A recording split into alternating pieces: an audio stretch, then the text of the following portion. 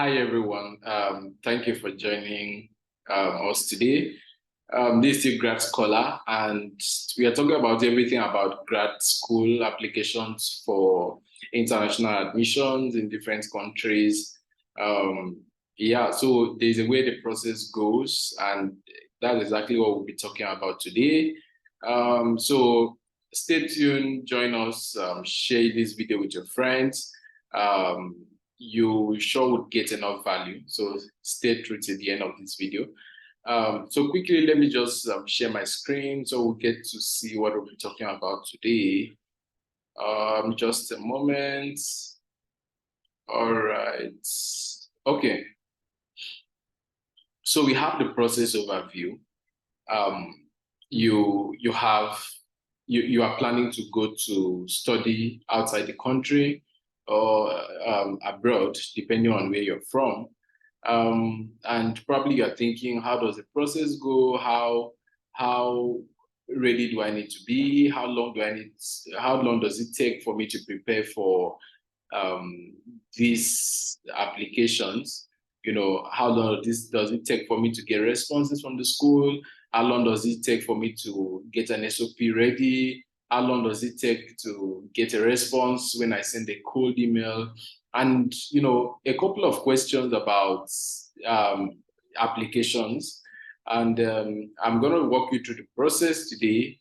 I believe with this process walkthrough, you'd be able to demystify whatever you've been having as people talking about this, people talking about that concerning applications.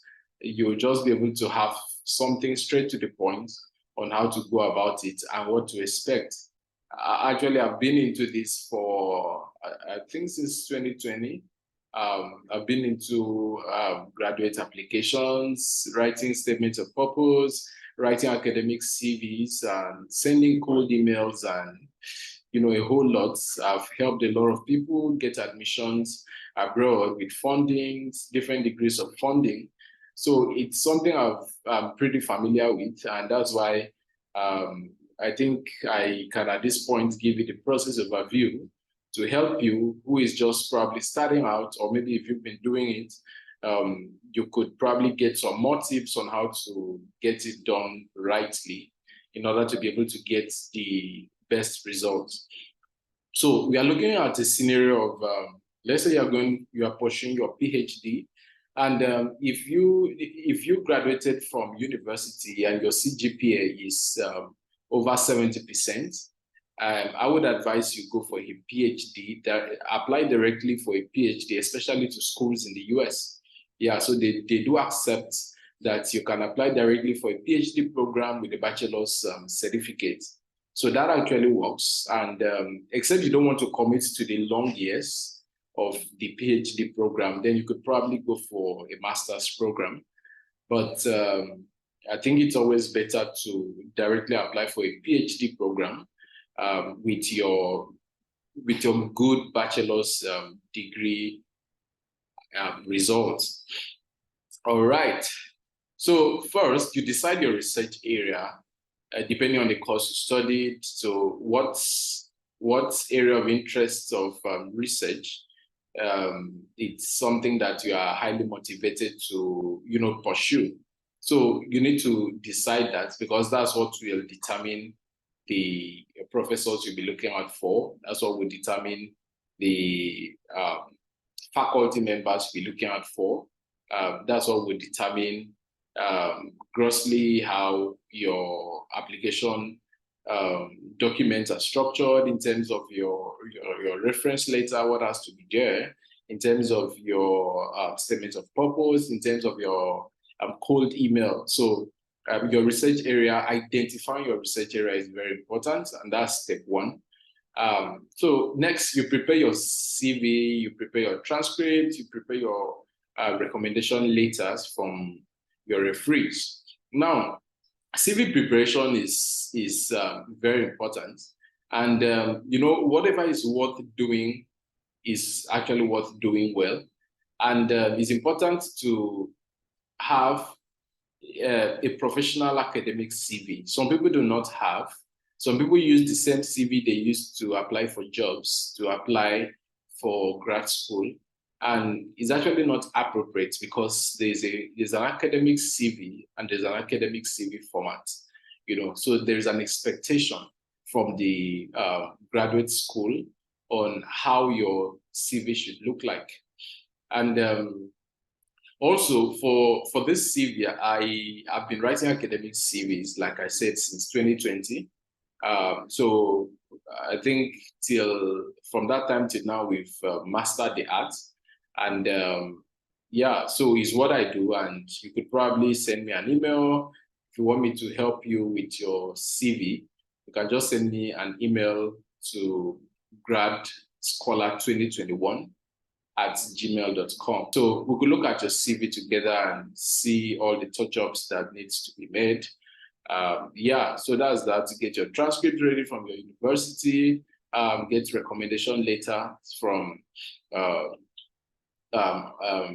people in the academic space, probably your head of department, your project supervisor when we are carrying out your project in your final year, or any professor that's in your department that could attest of your academic prowess. So that's very important.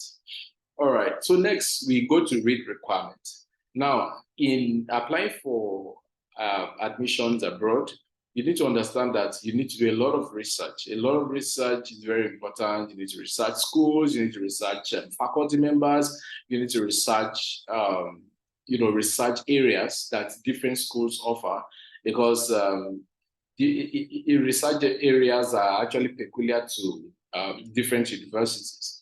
So these are things you need to do. You need to do a whole lot of research, a whole lot of reading, asking questions. Sometimes you need to send a mail to get clarifications on maybe an information you saw on the website of a particular school. So all these are very important if you want to put in the best to be able to expect a very good outcome on your application process. So you need to read the requirements. You need to get to schools, download their brochure, reach out to faculty members, reach out to admissions coordinator, and whatever information you see on their sites that you do not understand, so you can just easily send a mail. So it's actually a process you need to be prepared for, because it takes a lot from you actually.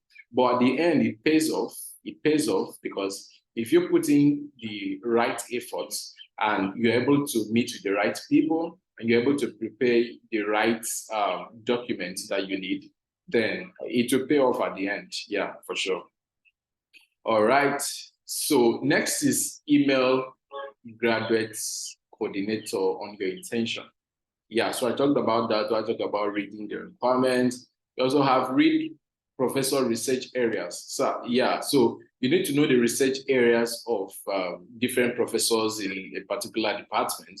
And that's what is actually going to help you, or it's going to inform your choice on what research area to go for and which professor to send a cold email to.